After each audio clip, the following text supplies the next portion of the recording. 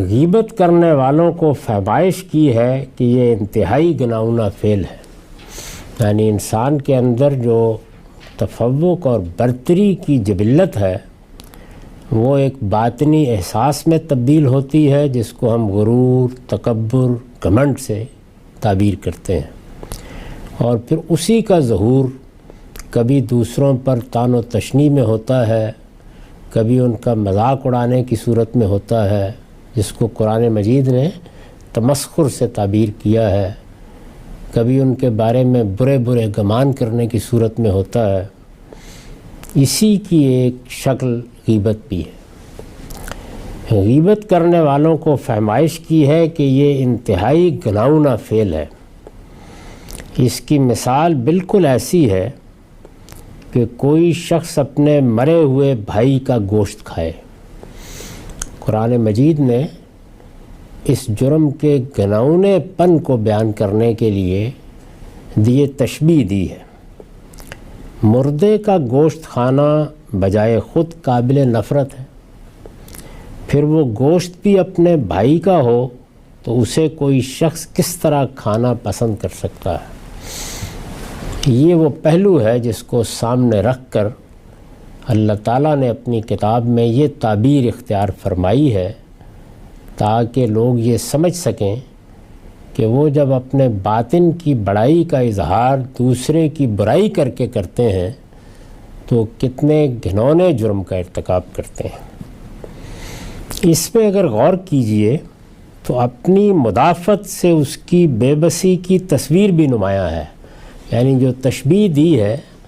کہ تم غیبت کرتے ہو تو گویا اپنے مرے ہوئے بھائی کا گوشت کھاتے ہو، اس کو اگر اس کے اندر اتر کر دیکھیے تو یہ اشارہ اس میں ہے کہ جیسے مرا ہوا بھائی مزاحمت نہیں کر سکتا، مدافعت نہیں کر سکتا، اسی طرح جب پیٹھ پیچھے کسی شخص کی اس کو حقیر قرار دینے کے لیے برائیاں بیان کی جاتی ہیں تو وہ بھی اپنی مدافعت سے قاصر ہوتا ہے۔ جب ہم کسی کی برائی اس کے سامنے بیان کرتے ہیں تو تبادلہ خیالات کا موقع ہوتا ہے، مدافعت کا موقع ہوتا ہے، وہ اپنا نقطہ نظر واضح کر سکتا ہے۔ ایسا نہ ہو تو ظاہر ہے کہ وہ بے بسی کے ساتھ ایک مردے کی طرح سامنے پڑا ہوا ہے اور برائی کرنے والے، غیبت کرنے والے چیلوں اور گدھوں کی طرح اس کا گوشت نوچ رہے ہیں۔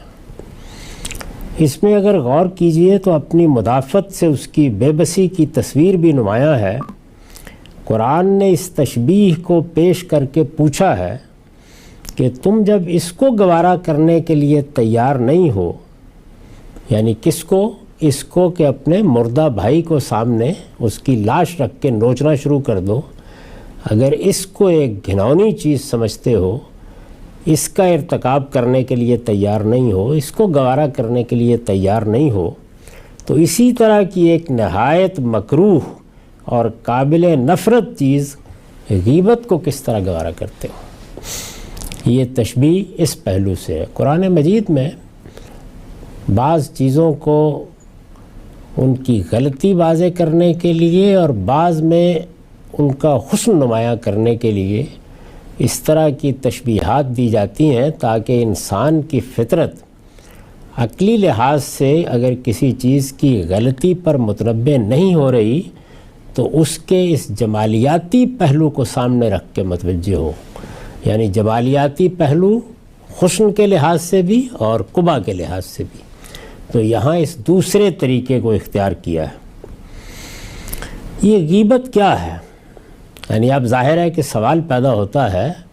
کہ غیبت اگر اتنی بڑی برائی ہے اور یہ انسان کے باطنی تفوق کا اظہار ہے اور اس سے مقصود اپنے بھائیوں کی تحقیر ہے اور یہ استکبار جیسے بڑے جرم ہی کے نمایاں ہونے کی ایک صورت ہے، تو یہ چیز کیا ہے؟ یعنی کس چیز کو غیبت قرار دیا جائے گا؟ یہ غیبت کیا ہے؟ استاذ امام لکھتے ہیں، غیبت کے معنی کسی کی اس کی پیٹھ پیچھے برائی بیان کرنے کے، یعنی لفظی اعتبار سے تو اس کا مطلب یہ ہے کہ کوئی شخص موجود نہیں ہے اور اس کی عدم موجودگی میں اس کی برائی یا اس کی برائیاں دوسروں کے سامنے بیان کی جا رہی ہیں۔ وہ لکھتے ہیں کہ پیٹھ پیچھے کے مفہوم ہی یہ بات داخل ہے کہ غیبت کرنے والا چاہتا ہے کہ اس کے اس فعل کی خبر اس کو نہ ہو جس کی وہ برائی بیان کر رہا ہے۔ یعنی یہ چیز گویا اس فعل کے لوازم میں سے ہے۔ جب میں کسی کی برائی اس کے پیٹھ پیچھے بیان کرتا ہوں تو اگر میں اپنے باطن میں جھانک کے دیکھوں تو میں یہ چاہتا ہوں کہ یہ بات اس تک نہ پہنچے، اس کو یہ معلوم نہ ہو، کیونکہ اگر یہ برائی اس لحاظ سے کی جا رہی ہے کہ دوسرے کو متنبہ کرنا ہے یا دوسرے سے یہ درخواست کرنی ہے کہ میں تو یہ بات نہیں کہہ سکتا لیکن یہ خرابی ہے، یہ میرے سامنے آئی ہے، تم ان کو بتا دینا، تو یہ نوعیت بالکل تبدیل ہو گئی۔ جس وقت کسی کا گوشت نوچنے کے انداز میں اس کی برائیاں کی جا رہی ہوتی ہیں تو اس میں یہ چیز آپ سے آپ شامل ہوتی ہے کہ غیبت کرنے والا یا برائی کرنے والا یہ نہیں چاہتا کہ یہ بات اسے معلوم ہو، یعنی اپنے دل کی بھڑاس نکال لی، دوسرے کی تحقیر کر لی، اس کو مخاطب کی نظروں میں گرانے کے لیے جو کچھ کرنا تھا کر ڈالا، اور اب یہ خواہش بھی ہے کہ یہ بات میرے اور تمہارے درمیان میں رہے، یہ بات آگے نہ جائے۔ یہ ایک خواہش ہوتی ہے جو اندر چھپی ہوتی ہے اور اسی کا ظہور اس صورت پہ ہوتا ہے۔ اسی خواہش کی بنا پر وہ یہ کام اس کے پیٹھ پیچھے صرف ان لوگوں کے سامنے کرتا ہے جو یا تو اس کے ہمراز و ہم خیال اور شریک مقصد ہوتے ہیں یا کم از کم ان سے یہ اندیشہ نہیں ہوتا کہ وہ اس کے ہمدرد ہوں گے جس کی وہ برائی بیان کر رہا ہے۔ یعنی اگر ذرا سا بھی احساس ہو کہ ان کی تو بہت دوستی ہے، بہت تعلق ہے، یہ بات تو ابھی تھوڑی دیر میں ان تک پہنچ جائے گی، تو پھر آدمی محتاط ہو جاتا ہے۔ اسی خواہش کی بنا پر وہ یہ کام اس کے پیٹھ پیچھے، یعنی جس کی برائی کر رہا ہے اس کے پیٹھ پیچھے صرف ان لوگوں کے سامنے کرتا ہے جو یا تو اس کے ہمراز و ہم خیال اور شریک مقصد ہوتے ہیں، یعنی وہ بھی یہی چاہتے ہیں، وہ بھی اس شخص کی برائی سننے ہی کو پسند کرتے ہیں، وہ بھی برائی ہی کے درپے ہوتے ہیں یا تحقیر ہی کے درپے ہوتے ہیں۔ جو چیز اس کو برائی کرنے پر آبادہ کر رہی ہے وہی ان کے باطن میں ان کو سننے پر آبادہ کر رہی ہوتی ہے، اور ایک طرح کی ہمدردی بھی اس کے ساتھ ہوتی ہے، اور اس کے سامنے یہ راز فاش کر دیں گے، یعنی اس کو یہ اندیشہ نہیں ہوتا کہ وہ اس کے ہمدرد ہوں گے جس کی وہ برائی بیان کر رہا ہے، اور اس کے سامنے یہ راز فاش کر دیں گے۔ یہ اصل میں وہ چیزیں ہیں جو غیبت کے لوازم میں سے ہیں۔ اس سے آپ یہ بات واضح ہو گئی کہ اگر کسی کی اصلاح کے پیش نظر کوئی بات کسی سے کی جا رہی ہے، کسی کی برائی سے مخاطب کو کوئی نقصان پہنچ سکتا ہے اور خیر خواہی کے جذبے سے اس کو متنبہ کیا جا رہا ہے، کسی کی مدد حاصل کرنا مطلوب ہے کہ یہ بات ہے اور میں چاہتا ہوں کہ یہ بات ہم مل کر پہنچائیں، تو یہ سب چیزیں غیبت کی تعریف میں نہیں آتی۔ یعنی اس طرح کے بہت سے پہلو ہوتے ہیں جن میں بعض اوقات آدمی کو کوئی برائی بیان کرنا پڑتی ہے۔ ایک شخص آپ کے پاس آ کے اپنی بیٹی کے رشتے کے بارے میں مشورہ کر رہا ہے اور یہ کہتا ہے کہ آپ فلاں آدمی کو جانتے ہیں یا فلاں شخص آپ کے ساتھ کام کرتا ہے یا مجھے معلوم ہے کہ وہ آپ کے ہمسائے میں رہا ہے، تو میں جاننا چاہتا ہوں کہ کیسا ہے۔ تو ظاہر ہے کہ یہاں پیٹھ پیچھے برائی کرنا پیش نظر ہی نہیں ہے۔ یہاں اگر کوئی بات بیان کی جائے گی تو اس کے بیان کرنے میں یہ چیز سامنے ہی نہیں ہوتی کہ کسی کی تحقیر کرنی ہے، بلکہ ایک بڑی ذمہ داری ہے جس کو ادا کرنے کے لیے آدمی یہ کام کرتا ہے۔ اسی طرح سے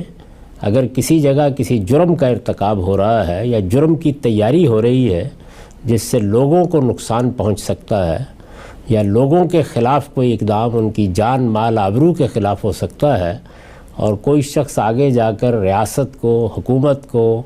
یا ذمہ دار لوگوں کو اس سے مطلع کرتا ہے اور یہ بھی نہیں چاہتا کہ اس کا نام سامنے آئے، اس لیے کہ بعض اوقات مجرموں سے اپنے آپ کو بچانے کے لیے بھی ناگزیر ہو جاتا ہے، تو یہ چیز بھی غیبت کی تعریف پہ نہیں آئے گی۔ یعنی غیبت کو بہت اچھی طرح سمجھ لینا چاہیے کہ وہ کیا چیز ہے اور اتنا بڑا جرم کیوں بن جاتی ہے؟ یعنی اس پہ نہ کوئی مصلحت پیش نظر ہوتی ہے،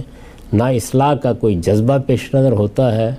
نہ کسی دوسرے کی مدد کرنا یا اس سے مدد لینا مقصود ہوتا ہے۔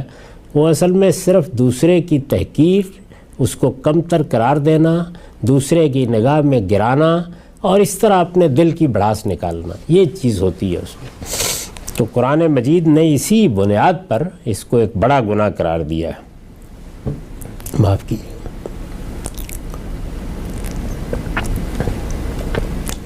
اس فعل کا تجزیہ کیجئے، یعنی کون سا فعل؟ یہی کہ آدمی کسی کے پیٹھ پیچھے بغیر کسی مقصد کے، بغیر کسی اچھے محرک کے دوسرے کی برائی بیان کر رہا ہے اور یہ چاہتا ہے کہ اس کو اس کی خبر نہ ہو۔ یہ ایک فعل ہے، برا فعل، گھناؤنا فعل،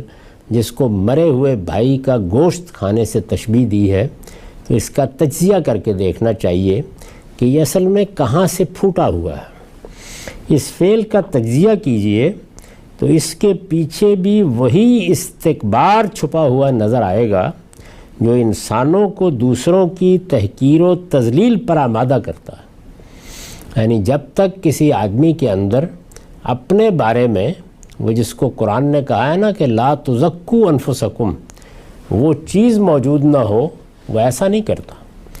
تو ایک نوعیت کا استکبار ہی ہے جس کا ظہور مختلف صورتوں میں ہوتا ہے،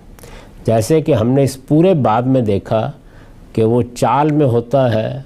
وہ چہرے مہرے میں ہوتا ہے، وہ وضع قطع میں ہوتا ہے،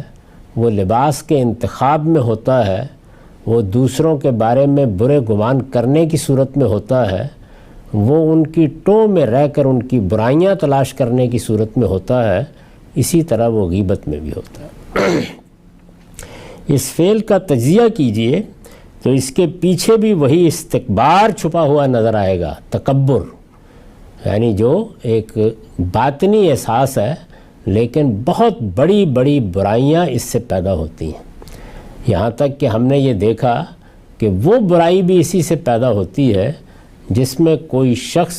ایک حق کے سامنے آ جانے کے بعد اس کو ماننے سے انکار کر دیتا ہے، جس کو رسول اللہ صلی اللہ علیہ وسلم نے ایک سوال کے جواب میں بطر الحق سے تعبیر کیا۔ میں نے یہ عرض کیا تھا کہ اس سے اچھی کوئی تعریف نہیں ہو سکتی تکبر کی جو حضور صلی اللہ علیہ وسلم نے ایک سوال کے جواب میں کی،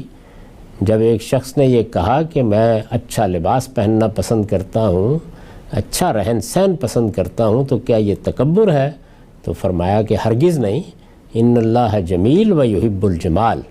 اللہ تعالیٰ خود بھی خوبصورت ہیں اور خوبصورتی کو پسند کرتے ہیں۔ تو پھر اس نے پوچھا کہ تکبر کیا ہے؟ تو فرمایا بطر الحق و غمت الناس، تکبر یہ ہے کہ حق سامنے آ جائے، آدمی کو معلوم ہو جائے کہ یہ حق ہے اور وہ اس کے مقابل میں اکڑ جائے۔ اس کے بہت سے اسباب ہوتے ہیں، یعنی انسان یہ محسوس کرتا ہے کہ میں نے مانا تو یہ تو گویا میں نے اپنی کمزوری کا اعتراف کر لیا۔ اچھا، اس کا مطلب یہ ہے کہ اس سے پہلے میں غلط کاری تھا،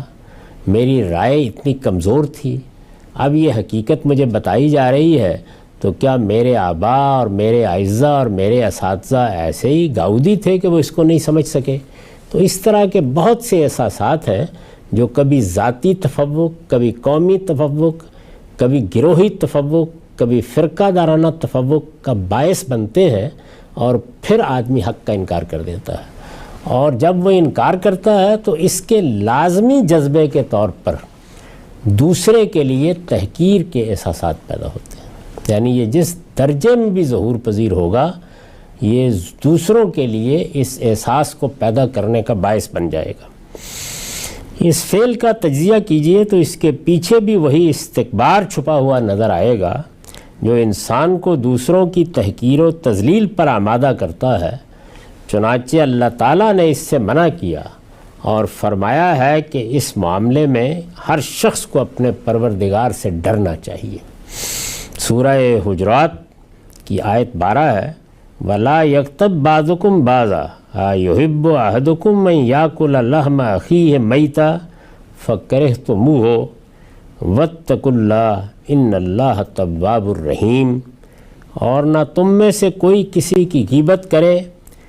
کیا تمہارے اندر کوئی ایسا ہے جو اپنے مرے ہوئے بھائی کا گوشت کھانا پسند کرے؟ سو اسے تو گوارا نہیں کرتے ہو، پھر غیبت کیوں گوارا ہو؟ تم اللہ سے ڈرو، یقیناً اللہ بڑا ہی توبہ قبول کرنے والا ہے، اس کی شفقت ابدی ہے۔ اس کے ساتھ یہ احکام عشرہ پایہ تکمیل کو پہنچ گئے۔